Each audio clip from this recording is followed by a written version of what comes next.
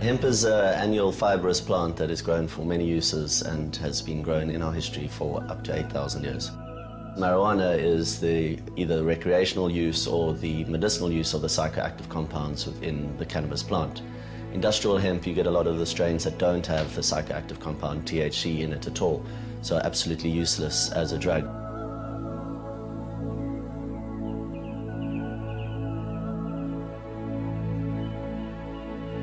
The history of hemp has been traced back to China to 6,000 to 8,000 BC, and it is thought of to be the first plant cultivated by man for fiber uses.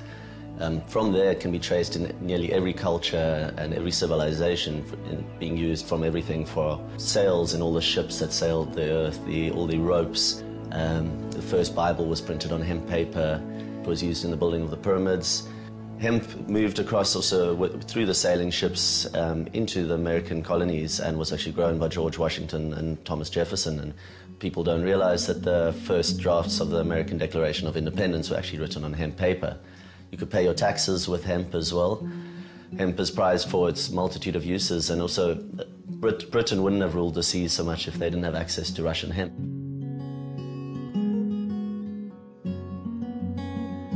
Throughout history, hemp had a very big role in industry, but towards the sort of beginning of the 20th century, it started losing a little bit of market share to cotton, because the hemp fiber it's quite hard to get off the stalk. In 1930, a man called Schlichten invented a new machine to take the fiber off hemp while it was green. The Hearst Corporation bought up the rights for this machine. They then squashed the design for this machine and ran a campaign with DuPont, who had just invented nylon, and a lot of the petrochemical industries as well, to get hemp banned because it was now competition.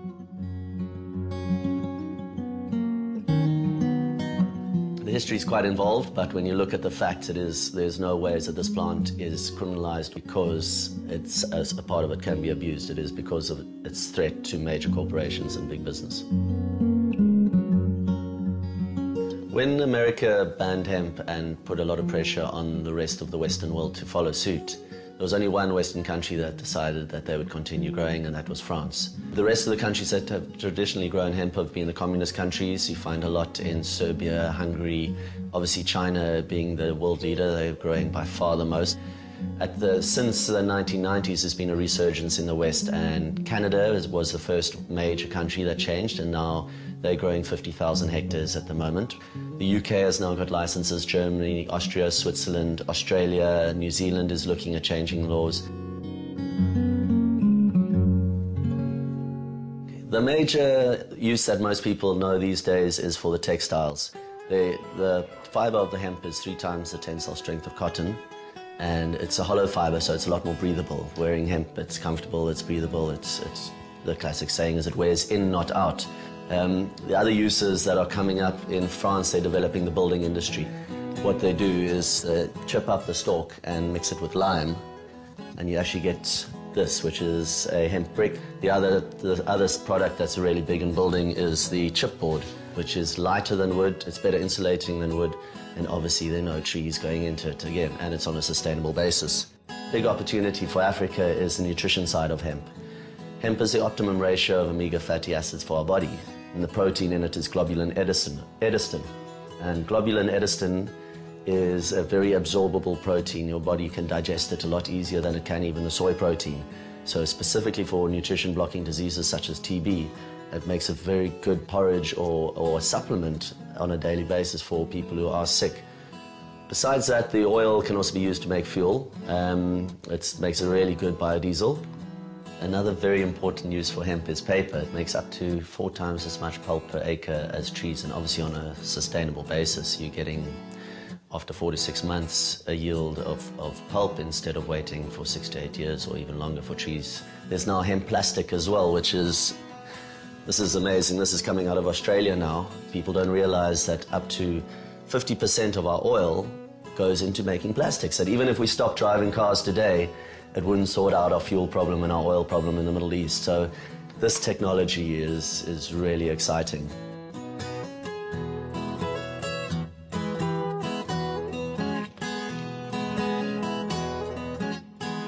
Environmentally, hemp is a very positive plant because It grows very fast, so it absorbs a lot of carbon, which, as we all know, this is a big issue with global warming.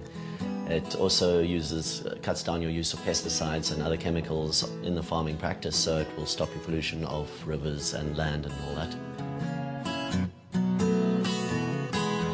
A Canadian company has worked out, they've grew an acre of cotton and an acre of hemp and tested the inputs of water and pesticides.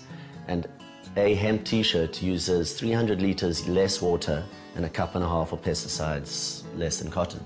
So that is amazing. That you can actually see the effects immediately on planet saving and your costs reduction for a farmer to grow hemp versus cotton. In South Africa, currently the situation is that hemp is only grown for research purposes. It is controlled by the Department of Health, and the permit is, at the moment, currently a permit to grow a narcotic drug. It is a situation where our government is yet to recognize the difference between industrial hemp and medicinal marijuana or dacha on that side.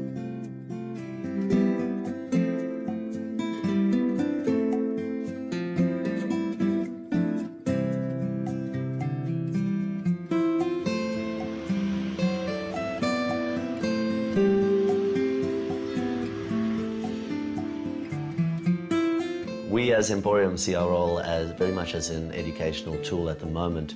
Our tagline is innovate, educate, cultivate. Innovate, we're trying to show as many different products as possible to show the versatility of the plant.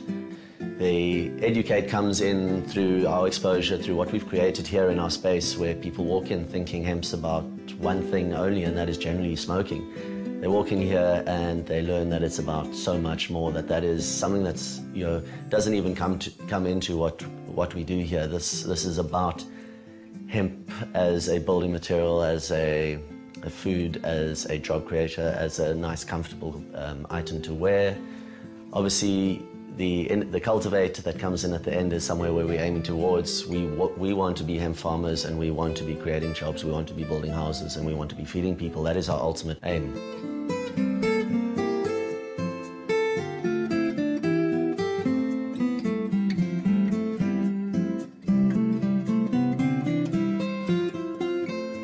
I feel there's a big future for hemp in South Africa in the way that the solutions it offers are so much more needed here than they are in any of the first world countries.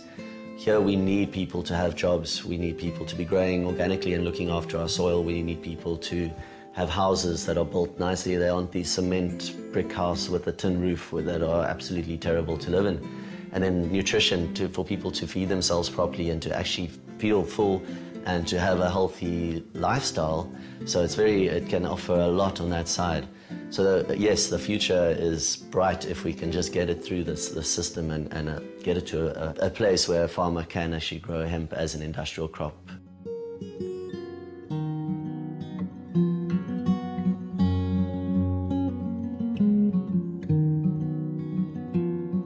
I believe the hemp plant has an energy, especially because there are so many people across the planet that are fighting for its liberation. There are people who are really putting a lot of energy in educating and showing people the potential for this plant, and it is a plant that has been done an injustice. So wearing it has spirit as well, because you feel in your spirit that you're making a difference, not only in your showing to yourself or to your friends or educating people as to what you're wearing, but also in the environmental side, in the consciousness that you have saved pesticides, you have saved water as well. Usually you'll find people who are more spiritual will seek out a product such as hemp because they are now thinking, and consciousness is basically thinking and becoming aware, and very much aware of what you put on your body or what you put in your body and what you do to your immediate surroundings and the planet as a whole.